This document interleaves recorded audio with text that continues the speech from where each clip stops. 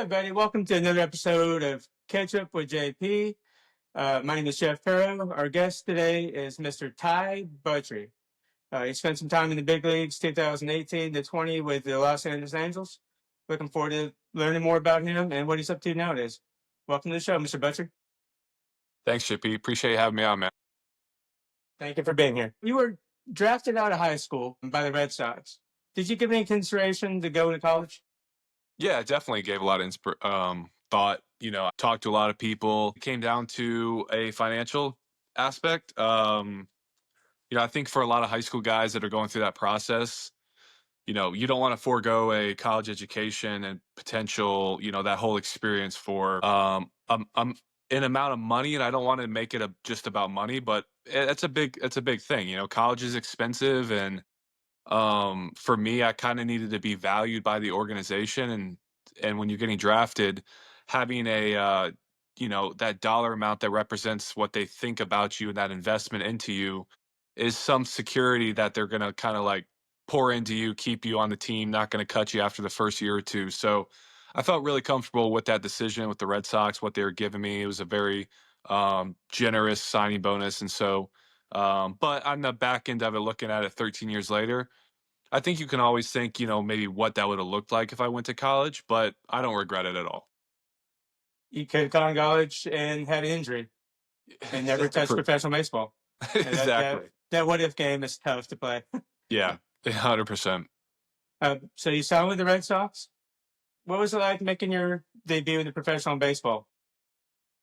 Geez, it was. Was it what you expected?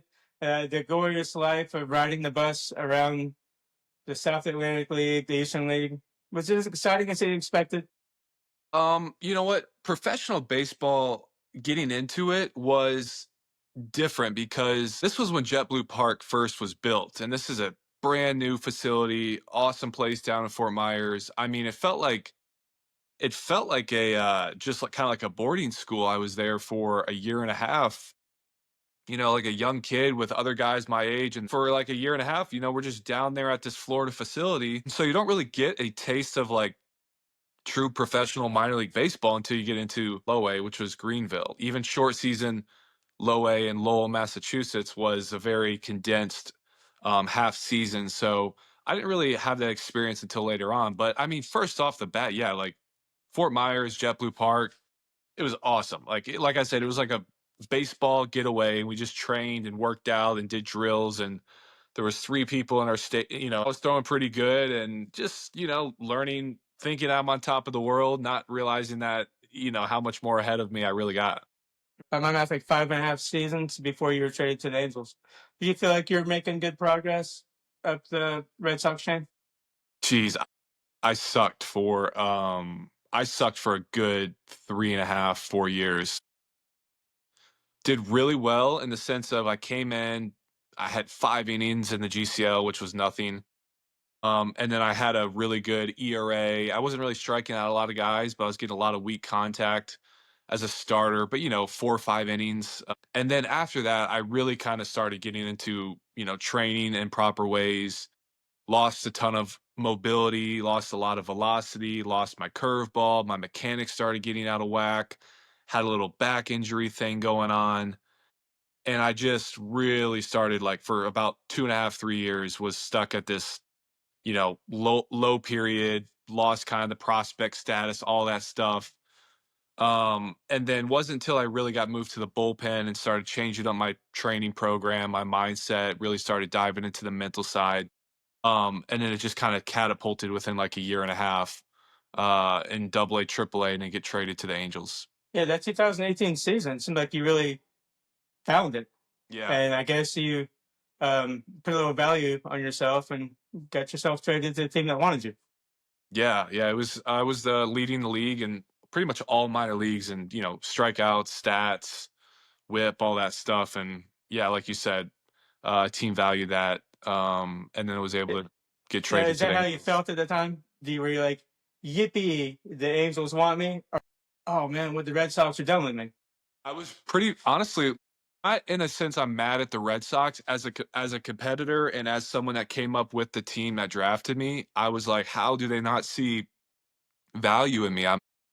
I'm clearly at 52 innings in AAA, dominating 2 strikeouts per inning, 1.1 ERA, not walking guys. I'm like, how do I not like? Why can't you call me up? So I always use like other people's opinions of me as fuel and fire and motivation in the game. Um, but in terms of was I mad at the organization? No, they were a first class organization. They treated me really well, top to bottom. They treated us well. I just, as again, I was like, man, that sucks, but who cares? I'm going to go play on the West Coast and hang out in Southern California and, earn myself a closing and eighth inning role for a few years.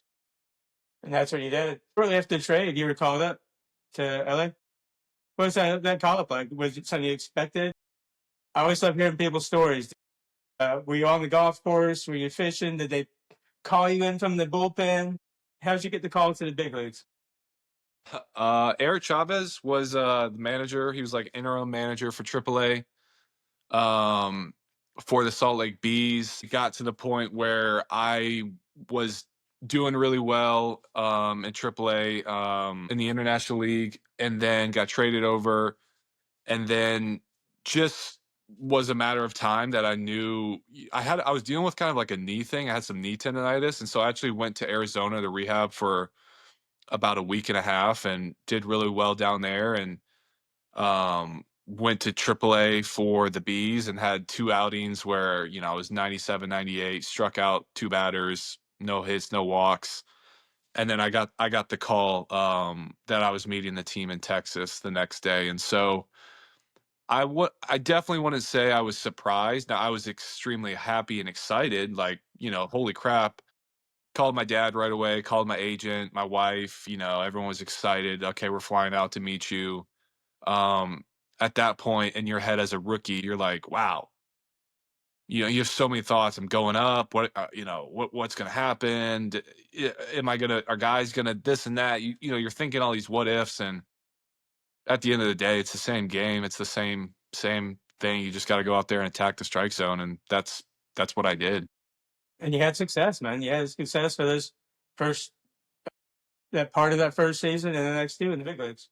Yeah, the 18 season I did really well. The 19 season did really well. A little inconsistent towards the end of the season. I was really that's something that throughout my career I really was always battling, trying to get as good as I can. And one thing I've learned looking back at 32 now, when something's going good, you don't need to change it to make it better. Especially in pitching, you can kind of get yourselves into some situations where that was one thing that looking back in my career, if I could change, I had a lot of success, but I wanted so much success and I wanted to keep getting better and better.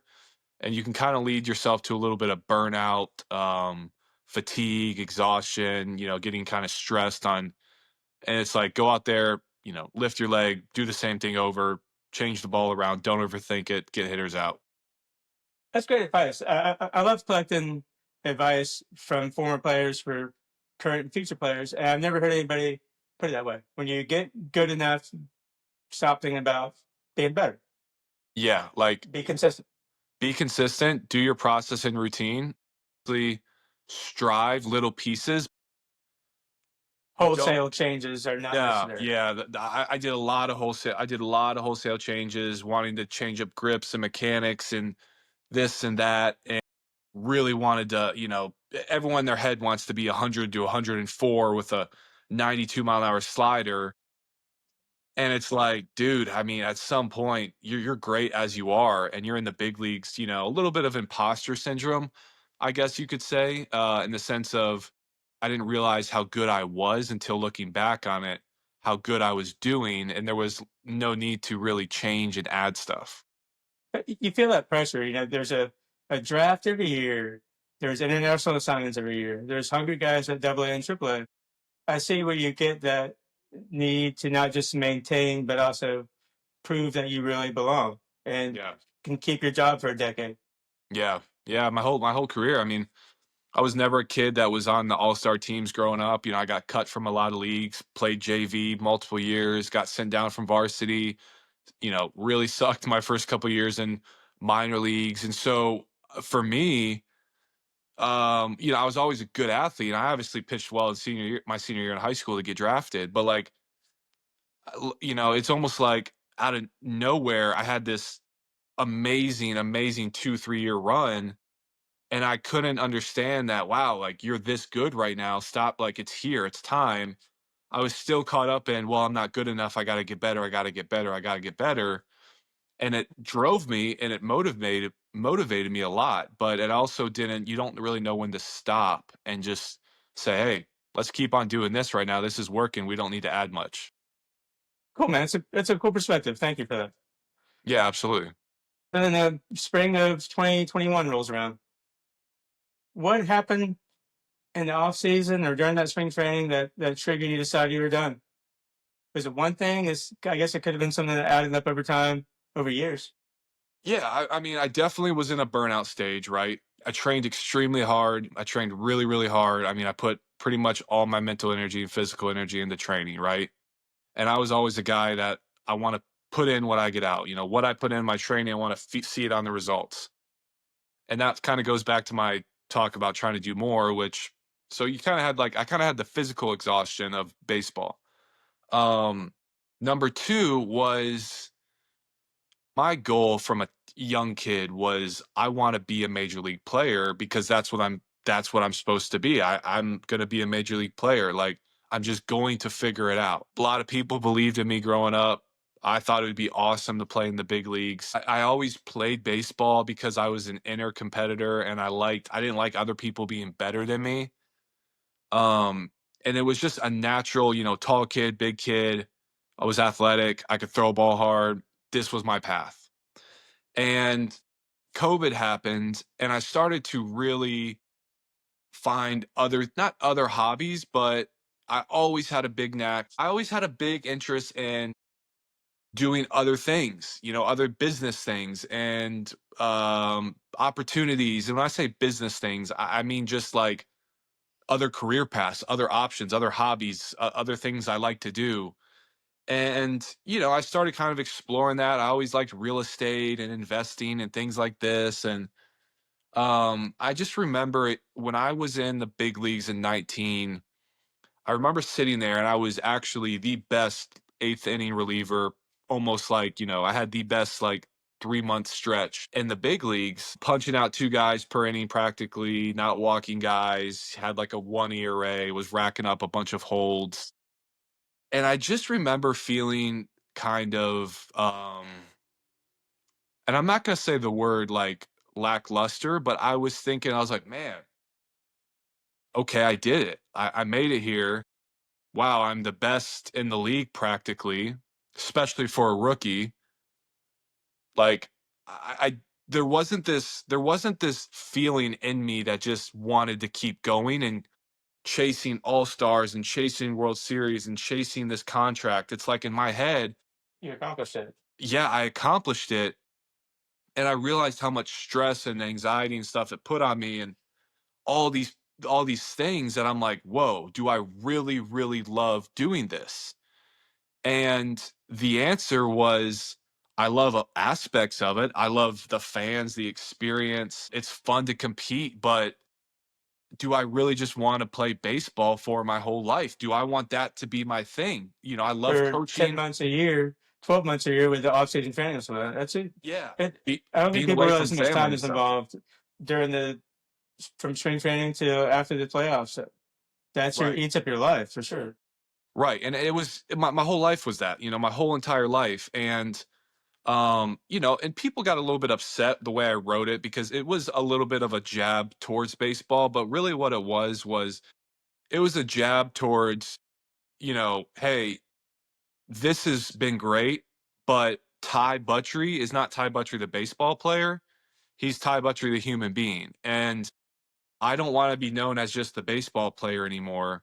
I want to go do other things in life. And that is crazy to think about for some people to be like, yeah, but the money and the fame and you're living your Yeah, dream and it's like it's kind of shallow. To think of it they that way, can't it's a little shallow. yeah, they can't wrap their head around that, somebody would actually just throw that away. But for me, I enjoy doing things that are hard to do. And so now I'm on other tasks and I'm building stuff with my wife and we're launching a whole bunch of other things that are extremely difficult and it's full on and And that's what I want. Like, that's life. Like, I didn't want to be 42. And I know this is pretty deep, and some people may see this and be like, what the hell is he talking about? But like, I just didn't want to be a baseball player for my existence. And that's not a knock on baseball. It just was during COVID, I kind of woke up to what I really like to do, what I really love to do. And at 28 years old, when I decided it, it wasn't playing baseball for another 10 years. It was starting over, which, to be fair, it has been a full on transition of changing the lifestyle. The money isn't as consistent. We're really grinding. Basically, I'm starting over at a whole new career, doing things. And that's where it's like, that's that chase that I loved baseball for. I love the chase. I'm addicted to the chase. And so I know that's not really a simple question or a simple answer, because it wasn't really a simple decision. It was a lot of years all kind of piled up, and then finally getting to the point where, hey, I'm ready to make this decision, and I'm going to go do something else, because we got one life here on this earth. That I'm like, you know what? That was awesome. I did it. Let's go do some other fun stuff. I feel like you need to hear this kind of from me. What you're saying might sound weird in baseball circles, but Yeah. in real life, real careers, real people, it happens. I mean, everything you talk about. Think about if your career path was you wanted to be a surgeon or something like that, and you work for being a surgeon, you get your good grades, you skip out on social events, you don't date because you're studying so hard to be a surgeon, and then you're 32 years old and you're a successful surgeon, and you're like, and it sucks.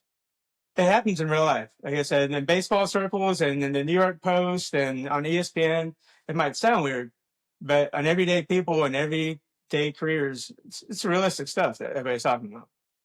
So I feel like you Absolutely. kind of need to hear that.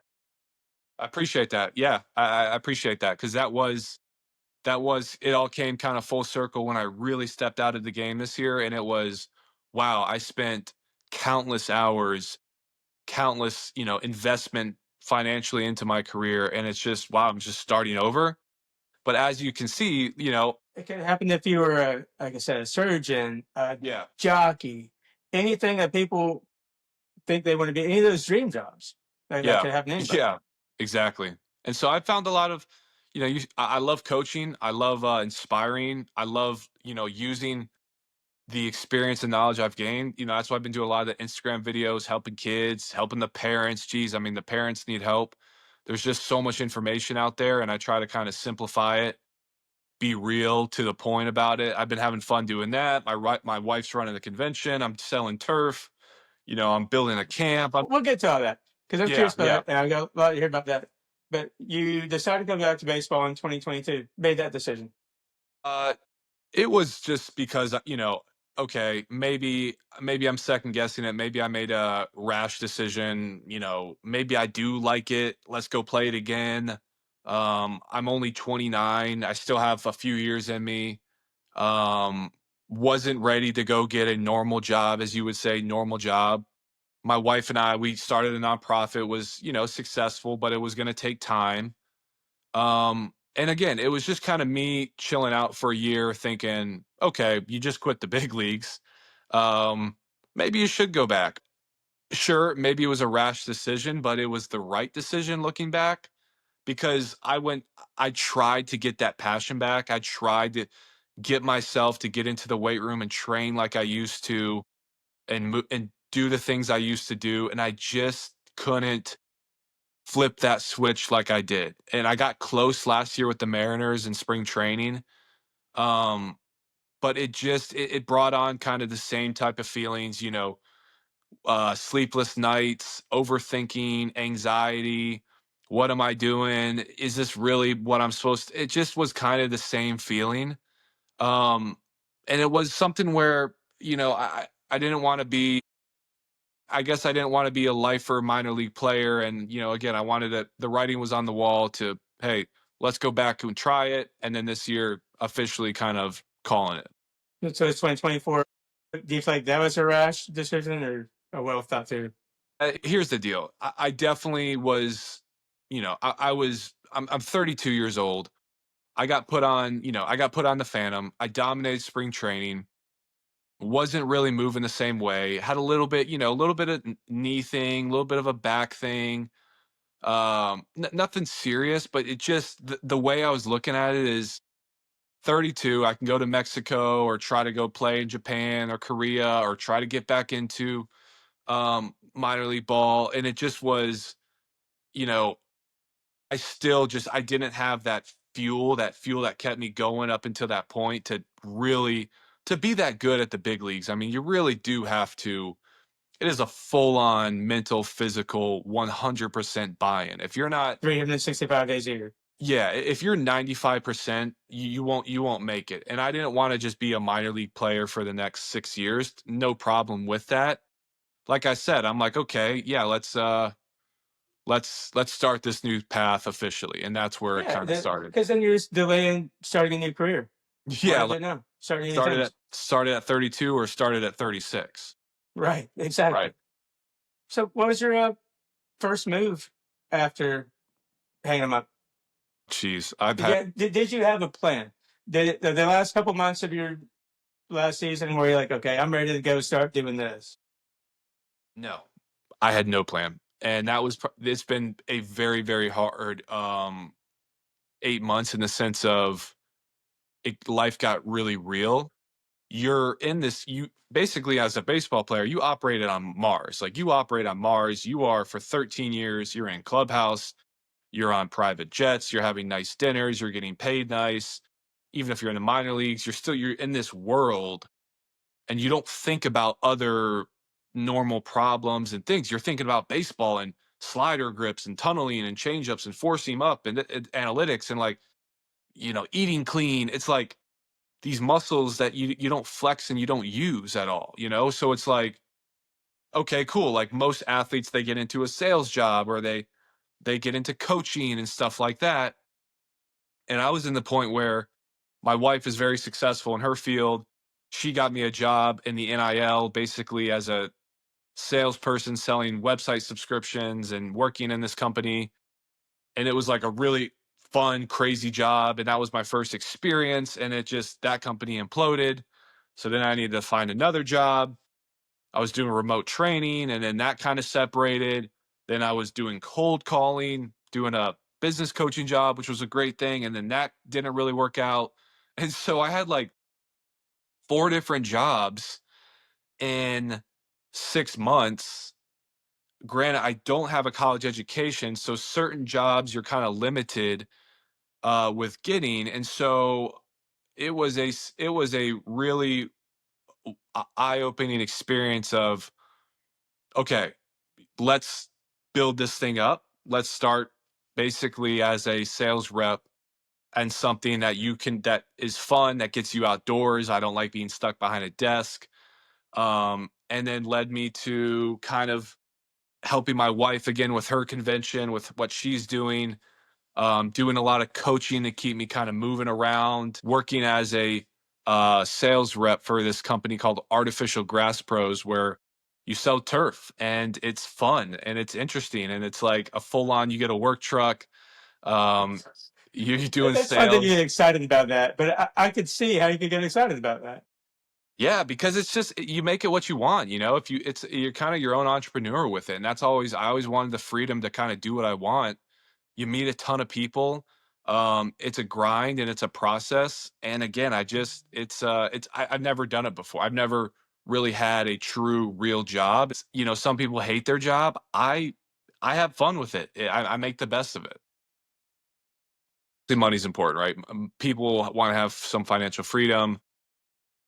This job allows me to do things that, like, I love meeting people. I love talking to people. I love relationships with people. I love being like, you do something for someone and they're happy about it. And so the money for me is that's going to come. And it's just, I'm not looking at a job because if I wanted to make a lot of money, I would have kept playing baseball, and I would have Yeah, just you kind could of, go and play in Mexico or something like you said, yeah, and I would have make just solid sucked. money. I would have sucked it up, and I would have just kind of been, But your body would here. have paid for it and other things, and your Yeah. quality of your life would have paid for that. Right. And I just, again, I want to build something wherever turf takes me. It's freaking, again, it's fun. It was a little stressful at first because there's a lot of details that you have to kind of keep in mind. And but once you get into the flow of it, again, you go out, you meet people, you install this beautiful freaking pad and they love it and they give you a 5-star review and you're on to the next one. So Yeah, I read a lot about athlete calling, what your wife's going on. Are you still pretty involved in that?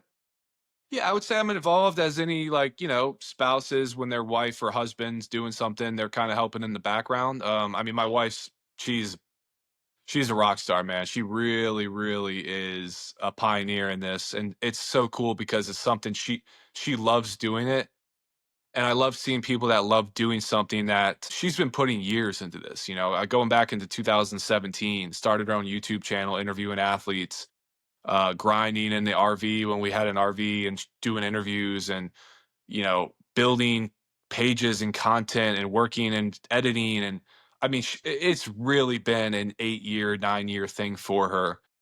And she's now really starting to be with this NIL. And again, everyone says NIL. It's like, oh, they roll their eyes. There's NIL and then there's pay to play. And she really focuses on the true NIL thing of the brand building of the athletes. And she decided to launch a convention called AthleteCon, and it's freaking blowing up. And she's got a huge community. Yeah, some people when you say NIL, they're like, "Oh yeah, so you're just paying." It's like, no, no, no, that's pay to play. Like you give someone, here's $1 million to come to the transfer portal. People get the two confused. What NIL was originally intended was, hey, I'm an athlete. If I have a YouTube channel and I'm in college, I should be able to monetize off of that. That's how it kind of got brought up, and a guy wasn't able to. And then kind of transfer portal and pay to play. And that's kind of where people get weird about it. But the nuts and bolts of it is it's, social media, content creation like we're doing right now, attention, building a brand. Everyone's building brands now. My wife is really kind of became an expert go-to in that space. And it's fun. I mean, I'm looking at our living room right now. We have a huge poster. We have electrolyte supplements. We have all this skincare product. We have turf from another company that's sent there. We have uh energy cans, more banners. It's like this whole thing, it's just like it's all constantly going. Now she's launching a tech app. She's smart. She's really good at what she does. And I love it because I help her and I kind of talk her down, as an athlete trying to, hey, the mindset, hey, gotta keep going, babe. You're there, you're close. This is the time, this is when it gets hard, kind of that stuff. So it's fun to do it together. She helps you with the Instagram as well. You guys Uh, have going. yeah, I mean, I hear a female voice. I assume it's your wife. yeah, she kind of laughs at me because she does these like long edits and puts all this stuff together. She's like, really, all you have to do is say 5 things and you're getting 50,000 views per whatever. I It's just love like, it. If you guys haven't seen it, I'm gonna post some links and stuff to it. But Ty stands there with his hands in his pockets in most of the videos, and his wife asks him a question. Do you like chicken or steak? Slider or cutter? And it's so simple, but it's just so I can't take my eyes off it. First pitch strikes. I'm going to give it an 8. Most people would say it's a 10, but it's not the end of the world if you fall behind a batter. It's 1-0. Yes, everyone wants to go 0-1, 0-2, but more times than not, coaches really pressure players, and you can kind of get in your head a little bit of trying to go 0-0 first pitch strikes all the time. Training barefoot. Training barefoot is a 10, absolutely. We wear these expensive shoes, and our feet are meant to be on the ground and gripping and feeling through our workouts, and we wear these nice bougie shoes. We lose a lot of the support and our feet get weak. When you guys are driving and you're pitching down the mound, everything starts with that big toe. yeah, I really don't know the appeal. I just was, because everyone grabs the phone and they talk to it and it gets kind of lost. And, Sam, it's just like, boom, like topics, quick thought, move on. I started doing it because there is so much information right now in baseball. There's so much. I mean, it really, and everyone's trying to make a buck right now off it too. And they're charging really expensive travel ball and gloves and uh training program. It's like, whoa, whoa, whoa, whoa. Like, and so I'm just trying to like, you know, it may come across as a very like, this is the way it's done. They're all, in my opinion, this is how I see it. take it for what you want, I'm apply it. about to be in the shoes where I really need you. I'm 46. I'm old. I have a 5-year-old son, and the T-ball baseball thing's about to start. And I have this podcast where I've talked to people who are doing lessons, doing academies and stuff. And it's kind of nice to hear their perspective on it. I feel like all the guys I've talked to have been good guys who have the player in mind, the player's best interest at heart instead of making a buck. So your little thing of 3-sentence response to a 4-word question is so simple compared to paragraphs and hundreds of websites saying conflicting information about what's best for a 5 or 11 or 17-year-old player. I appreciate it. Well, thank you. Thanks, Jeff. Appreciate that. Thank you. I've gotten a lot of parents reaching out and saying, hey, really appreciate the content. I feel like I can really understand you break it down. And again, I'm not, there's no hook. There's no, let me now sell you a program. It's like, no, like in order to throw That's a hard. common thing too. Yeah. Like in order to throw hard, everyone wants to throw hard. It's like, if they tell you one thing, no, like there's a million different aspects and things but everyone's trying to make a buck right now. And there's a lot of money in baseball. I mean, it's a lot. There is a ton of money right now in the game. The game is marketing to a ton of people. It's worldwide, growing. It's equipment, it's lessons, it's gadgets, it's velocity and exit velocity and everything else. Because it's also baseball. A lot of kids can play, right? You don't have to be, the physicality of football, the finesse of soccer, the speed, the height or athleticism of basketball, even though you do need to be athletic for sure. But like baseball, anyone can kind of play it and they can find their own niche to it. But to me, it gives parents, like if my son's good at baseball, it gives them like a pat on the back, right? And the son or the daughter playing softball, it's like a lottery ticket, right? It's like whoa, if I throw 100 miles an hour, I'm going to be a millionaire. Or if I hit home runs, I'm going to make $100 million. And it's like, there's this chase of one, and in college, I want to get my college paid for it, NIL now. And so like all these parents. You have some hitting coach who your parents are paying $100 an hour telling you you can make $100 million if you hit home runs.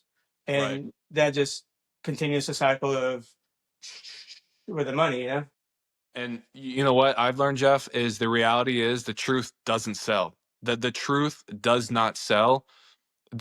Hey, you're going to cry yourself to sleep some nights and you're going to want to quit and you're going to have to train 6 hours a day, 6-7 days a week. You're going to have to sacrifice blood, sweat, energy for years. Vacations, holidays, vacations, not partying. I never partied in high school, drank, all that stuff. Like, that's the truth, right? Like, that's the truth that you can't sell that because people don't understand that. But that's what I noticed when I got to the big leagues. All the guys around me worked as hard, if not harder than me, went through the same trials and tribulations of ups and downs and cuts and this and that. Some are obviously freaks and have been good their whole life. The truth is it's extremely, I think I did a stat, and since 1990, and I don't really believe in statistics, even though it's kind of, now I'm talking. In style. Yeah, I mean, they're there for a reason. It's 35 million people since 1992 have played Little League Baseball, and 22,000 big leaguers.